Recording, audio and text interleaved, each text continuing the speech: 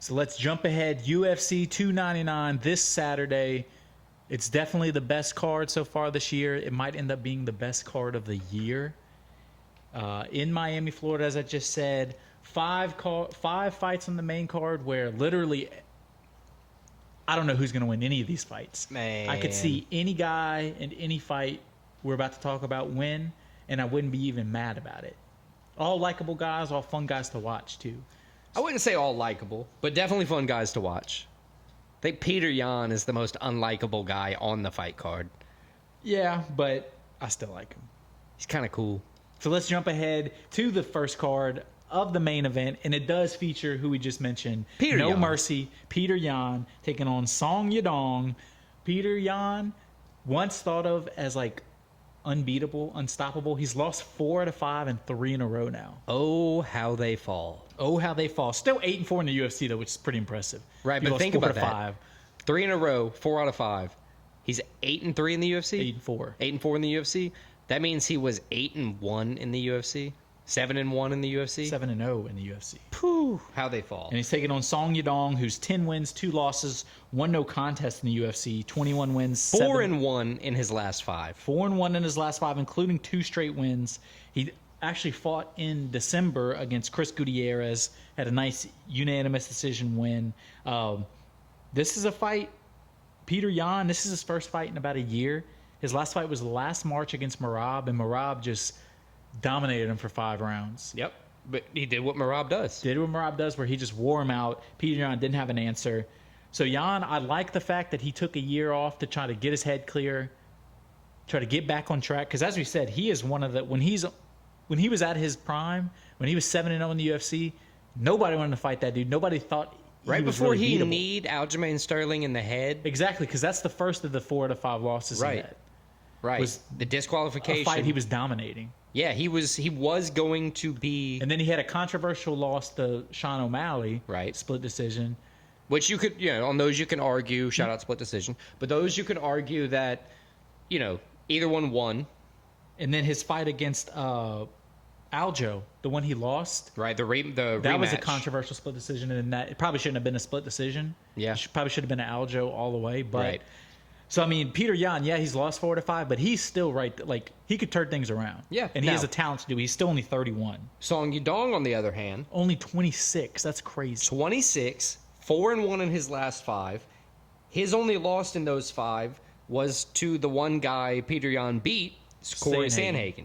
So it kind of, it stands to reason that both guys, especially with their records, are, pretty similar fighters. Song Yadong, being so much younger, has been so much more active as a, amateur or, not in the UFC professional on his regional circuit. They both have strong power, good ground game. I think this is a very close matchup, but what makes me go with Song Yadong as my pick is how he handled Chris Gutierrez in the last fight. His outing against him was very strong. It featured him having to, box the whole time, check kicks, do that aggravating Gutierrez type of fight. And that's why I think, when you bring out Yadong's boxing this week against Yan, I think he's going to be unparalleled. I disagree with you. I think Yan gets back on track. I think there's levels to this. I know Song is still young, 26, but he got beat up by Sandhagen, who, as you said, Yan took care of in his fight. I think Yan shows those levels. Yan's a different level than Song Yadong at this point. And I think Petr Yan gets a win, back in the win column. And a win like this, he's probably just a win or two away after this of getting back in title contention too. Yeah, at least So being able to ask for one. So I got, especially if somehow Sean O'Malley still has the belt with how close their first fight was. Yeah, no kidding. So I got Petr Yan. So we disagree on the first one. I think that's a good sign. I think it's a good sign, but I think this is just the right kind of card where it could stand to reason that we disagree on everyone, but we're also we could all agree, but we could also be wrong about every single fight we choose. Agreed. Oh wow! So let's move on to the next fight now. Gilbert Burns, Dorino versus JDM Jack Della Maddalena. This is kind of like the last fight where we have a guy that's been, well, I mean, Gilbert Burns has been in the UFC longer than Petr Yan, but Gilbert Burns, the vet, 22-6. 22-6, 15-6 in the UFC, but he's 3-3 in his last 6. Yep. But he's taken on Della Maddalena, 16-2, 6-0 in the UFC. But his last 2 performances have been split decision wins, where they're wins, but they haven't been as impressive as we're used to seeing JDM win. Right. Yeah. One of those was a short notice fight. Basil Badre. Yeah, he's so we'll cool. give him that. But and look, you can't count Gilbert Burns out. You can never count Gilbert Burns out. One of the most likable fighters in the UFC. Very likable, but he also gave Khamzat Chimaev his Split toughest decision. fight in the UFC, which... Well, between him and Usman, but yes. Right. Well, yeah, up until the Usman fight, it was definitely the toughest. But it's tough because Gilbert Burns, he's been beaten. You know, he's been knocked out twice. He loses to decision sometimes. You know, he's got 4 decision losses. He's 37, too. He's so when does that older. play into factor? While JDM's only 27. Now, I know, like, one of the things I was looking at is, like, Gilbert Burns is bigger, you know, physically a bigger guy. He's got reach advantage. Maybe that's what does JDM in. Well, then you look at Kevin Hollan. JDM, you know, just got inside, did his work, and boom, won. You know, he does what he needs to do. I think he has that power. I do think it's a step up in competition. A big step up, I believe. But if JDM does what he's supposed to do in camp, you know, he's always been, you know, the kind of guy that wants that pressure. If he stays on his game plan, I think we get a JDM win. So Gilbert Burns, I just said he's 3-3 in his last 6. Those 3 losses are to Bilal, Khamzat, and Usman. So those are like 3 of the top guys in the division. Yeah, and look, say what you want about Bilal. I know me and you like him decent, but he wins. He wins, and he fights. You know, he's not fighting to lose. He's fighting to get points on the scorecard. If he sees a shot to knock you out or take you down, he's going to take it. He's not fighting scared. He just fights smart. Agreed. Shout out Bilal. So Gilbert Burns, it's going to come down to, does the age play a factor? I hate saying that. He hasn't fought since last May, and it was a loss to Bilal. I think JDM's, it's 2 careers, I don't want to say going in opposite directions. But at least starting JDM's to. Definitely ascending, while Gilbert Burns, I think his best fights are probably behind him. That's not saying he's declining that much, but his best fights are probably behind him. I think JDM figures out a way to get a win. So, yeah, JDM, my pick. The ghosts agree with you there, buddy. They do agree with me. So, we both agree. That was the first, yeah. Kevin Hollan, the Trailblazer, taking on... That UFC debutant, MVP, skilled, Michael Venom Page. Very skilled in Bellator. They're pretty much the same guy, though. I mean, it's... They're both long. They're both boxers. They're both crazy kickboxers, crazy personalities. And on top of all of that, they're both men. Yes, they are both men. Michael Venom Page, 21-2. So, impressive record. 17-2 in Bellator. Dude, between the two of them, Michael Venom Page has 16 finishes. Kevin Hollan has 21 finishes. I mean, they're coming in here with tons of experience, but to me, both guys have crazy power. To me, the big question is, you know, Page is coming from Bellator. You know, there's always like the question of, you know, the rules are a little different. You can do a couple different things. Holland's been in the UFC for a while. He's used to everything. You know, he knows the kind of the run of the game. I think that gives a significant, not significant, but a unique disadvantage to Page. Yeah, I agree. It's just new, so you never know how you're going to respond to that. And it's not like he's coming off a regional circuit. He's coming off of, you know, probably the second biggest promotion. He's coming off of a win, too. He fought last May, and he had a round 1 TKO by leg kick. So, I mean, he's a guy that finishes people, as you said, and he doesn't get finished very often. Kevin Holland's, in his career, his best way to win fights is finishing people. Yep. So, I don't know if he's going to be able to get a finish against MVP. How do you see the fight going? Man, honestly, I think due to Michael Page not being, you know, coming in new, I have to switch it up. I think Michael Page coming in new, not used to the UFC, not being as active, I think Kevin Hollan wins. I know I said before that Michael Page was going to win, but the more I thought about it, being so similar a fighter, I think that the disadvantage is for Page here, and I That's think Hollan. Funny you say that because I'm doing the exact opposite of you. I had Hollan coming in. Oh, gosh. And I'm doing a last-minute switch. I'm picking MVP. I think he's skilled. I think he's going to come in a lot like Michael Chandler when he first came into the UFC and just come in and have entertaining fights. It's going to be a barn burner. It may be the most fun fight of the night, end up being. I think Michael Page knocks Kevin Hollan out. Well, Kevin Hollan has lost before. JDM, Stephen Thompson. I mean, he's 12-7-1 in UFC, so he's lost a good amount. Yeah. Well, I could see either one happening. This is exactly what we're talking about with this kind of fight card, though. Everything is contentious. There's no odds that are really telling you anything. And then we go to the most emotional co-main event. It's the guy we've talked about. Since we started the podcast, he was one of the first fight cards we did. We're like, we really like this guy. We're jumping on his train. He's an up-and-coming guy. And it's hard. Benoit Saint-Denis. And he happens to be fighting our favorite fighter from our hometown, Dustin the Diamond Poirier. Poirier coming in 29 wins, 8 losses, 1 no contest. Coming in off of a knockout loss to Justin Gaethje, head kick last July. Yeah, lost the BMF title. Or didn't lose the BMF title, lost the fight. For the BMF title.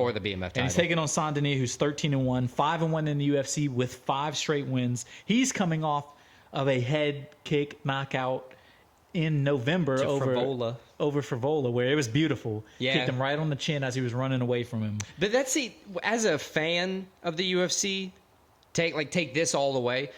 What Saint-Denis did to Frivola in that fight was what you're begging for the fighters to do as a fan. You almost see it. It's like, man, they're running. Just throw it out there. See if it connects. Just see if it connects. And Frivola just slumped with the momentum on that kick. It was amazing. Both guys, very talented, not only on the feet, obviously, but on the ground. Saint-Denis, 9 submission wins.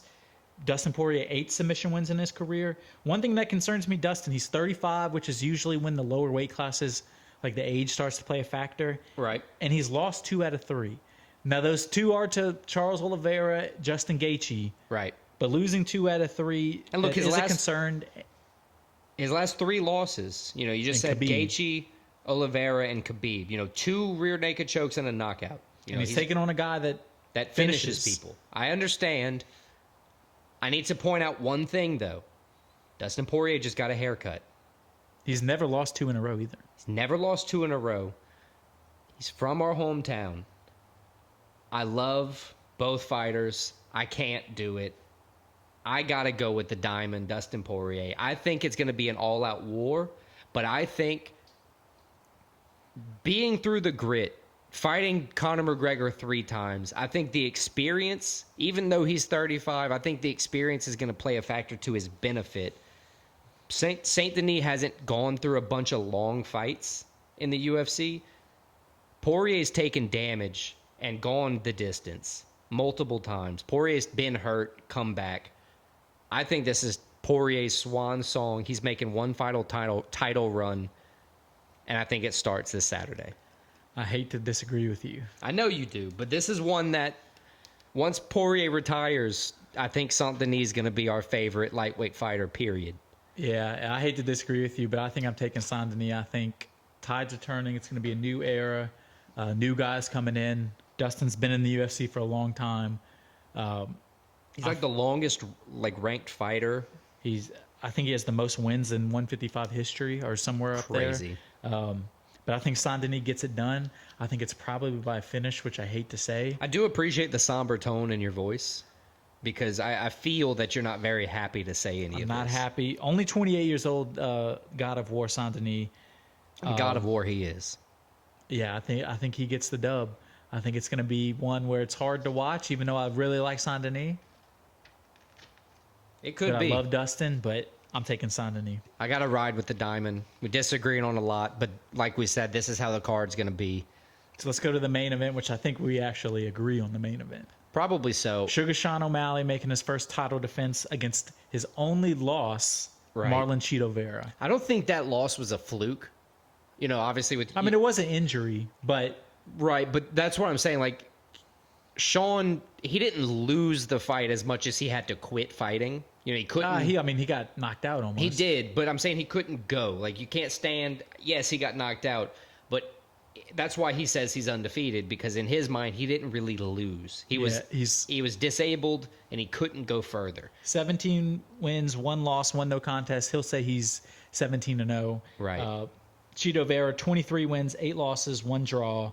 Chito, interesting thing, never been finished in his career. I was going to say losses that. by decision. 8 decision losses, which, in a 31 fight career, that's not bad. You're winning most of your fights. But it's obvious that, for a finisher like Vera, that's what you have to do. He's 15-7 in the UFC, so he has lost before. He does seem to turn, and later in his career, he's become More reliable. His last fight in August, he beat Pedro Munhoz. I think it was on the same card where O'Malley beat Aljo for the title. So it was both of their last fight in August. And O'Malley has a no contest to Munhoz as well. To Munhoz, he poked him in the eye. Yeah. That's how you get him. So I love Chito Vera. He has crazy cardio. This dude runs like half marathons during the week. I'm also interested. He's not going to get tired. That adds to it. I'm also interested to see what O'Malley does in a longer fight. We've seen him go 3 rounds with that zombie guy. We've seen him, because chances are this is going to be a decision fight. I think Chito doesn't get finished. I think here that Sean O'Malley wins, but I think, man, it's hard for me to know what Chito's game plan is going to come in as, because he has the cardio. He can press you all he wants, but you have to be scared. Not scared. You have to respect, O'Malley's power. O'Malley's power. He has an enormous right hand. I mean, he's fighting at 135, and he's got the power of a light heavyweight damn near in that right hand. It's monstrous. Putting people out, you don't want to get caught by it. This is a fight where I like both guys a lot. I really like Chito. Yeah, I like Chito too. But as we watch Chito on TV right now, on the UFC Countdown, I think O'Malley gets it done. I'm going to say O'Malley by decision. I agree. I think O'Malley's going to win. And this is actually one of the bigger odds of the card. Minus 280 for O'Malley with a, plus 230, I think, for Vera. It's good value for Vera. Very good value for Vera. There's a chance he wins this fight. Yeah, and look, that would be, 3 pay-per-views into the year? That would be the 3rd belt change? Yeah. If Vera wins. I mean, what if 2024 is just the year of the shakeup? Everything doesn't happen the way you think. It's very possible.